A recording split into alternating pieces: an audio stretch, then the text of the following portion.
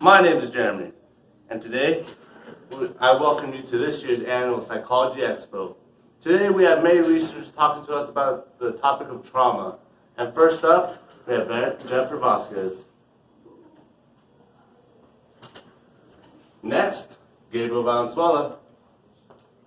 And last but not least, Edgar Rodriguez. Let's give a round of applause for these people.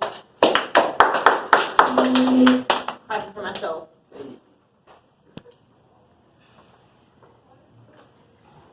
Hello everybody, I'm Gabriel Valenzuela. Thank you for having us here today. Today we will be discussing our research, and you may be wondering exactly what we researched. So we decided to delve into how adults react to traumatic experiences in their adulthood and how it compares to previous trauma such as domestic or even emotional abuse. We believe that researching this would help people, the average person, to understand why certain people cope the way that they do, as well as to get an insight into how a person thinks in a stressful situation in their adulthood compared to their childhood. Hello everyone, my name is Edgar, and so backing off, or the rationale behind Gabriel's introduction is basically it's inevitable to avoid the mishaps or tragedies that each individual face. So not everyone has it easy in their younger lives. We all face different trauma, tragedies, or problems that we assume that may be easy to fix, but not necessarily. The grand concept behind researching distressing memories is to discover or more so understand why is it we hold traumatizing memory and in longevity basically shape who we are today. So therefore, how does childhood trauma, such as emotional and domestic, affect how a person faces hardship in their adult life? Methods. For our research article, we used different methods, just as looking at a short story called Everyday Use by Alice Walker, where we followed the life of Dee, who tried to find her identity by trying to run away from her past. We also looked up conflict mode personality test, where we discovered how an adult was affected by their past trauma. We also looked up different research methods, such as how domestic and emotional abuse affects the life of a growing adult. The different types of research articles that we used focused more on how the trauma affected the adult in their future life, such as the past, how they became alcoholic, or if they decided to push people away or help cope with better mechanisms.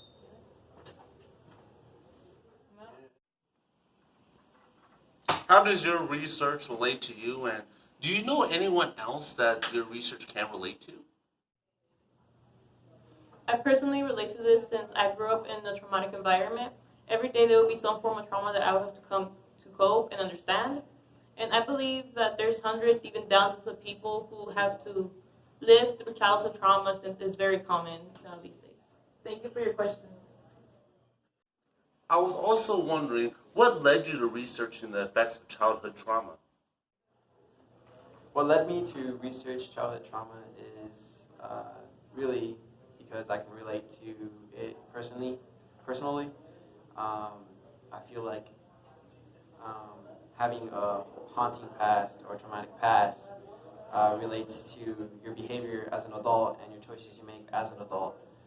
And for an example, I myself can say that a past that I faced when I was younger kind of affects me to who I am today and helps me build my character and face, or in reality, just be versatile with any decision I make. So I figure that researching childhood trauma may help me find an answer, and also find an answer to those who are in the same position as I am. Thank you for your question. Next question, please. Wondering, did you guys have any interesting research that you found in your research phase? An interesting detail was that there's many types of traumas, and the way that they affect the child would always be different. Trauma can either be negative or positive on the child, and is shown in the way that they develop as an adult. What led you to doing this panel today, and were there any other options that you guys were considering? We believe that using this video format of answering frequently asked questions or questions that people usually have about this topic, as well as presenting our proposal, was definitely an appropriate way to present this information, because our other options would have been just a regular poster board or maybe a skit, live skit, or even documentary. But as we were going through, we realized the documentary might have been a little too difficult for the time frame that we had. The skit or the poster board kind of presentation was a little too basic for us. So we thought this kind of video format was something that we all liked. It's manageable, and we really believe that we can do this one the best. Thank you for your question. Who's next? I was also wondering, what are your thoughts on trauma portrayal in movies and in media?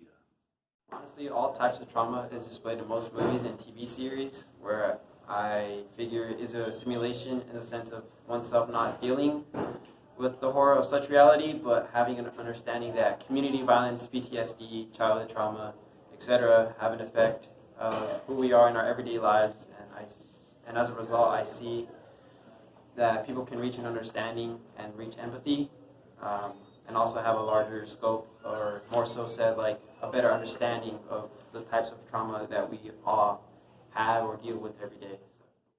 Does your previous trauma identify who you are now, and who does it apply to that you also know?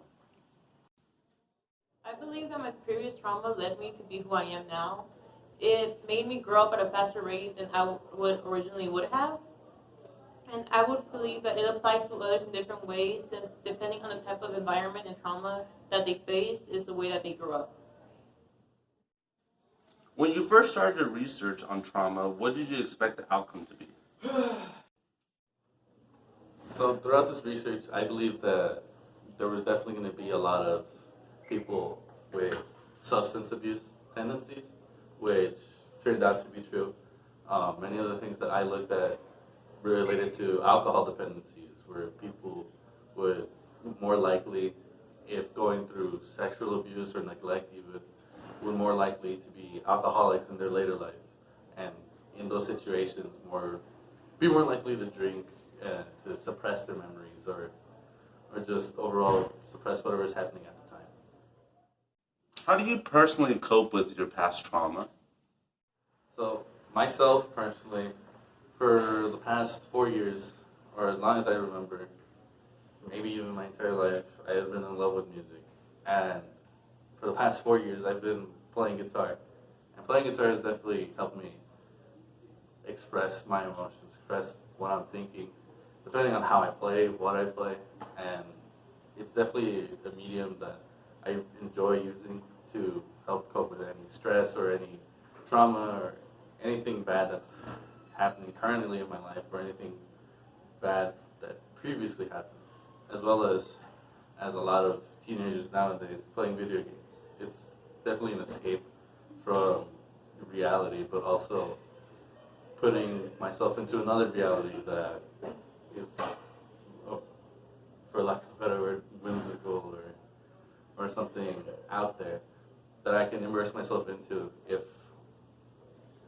memories of something traumatic or something traumatic currently is occurring. I personally cope with my past trauma by reflecting on myself in the mirror or walking my dog. Usually that brings me at ease. Listening to some music, and last but not least, having a conversation with my parents. But if anything, I know that I've reached peace, and so there's not really much for me to do, but in the most successful way is reflecting who I am today and how I've grown from my past to my present, and looking onward to who I'm going to be in the future, or who I desire or pursue to be.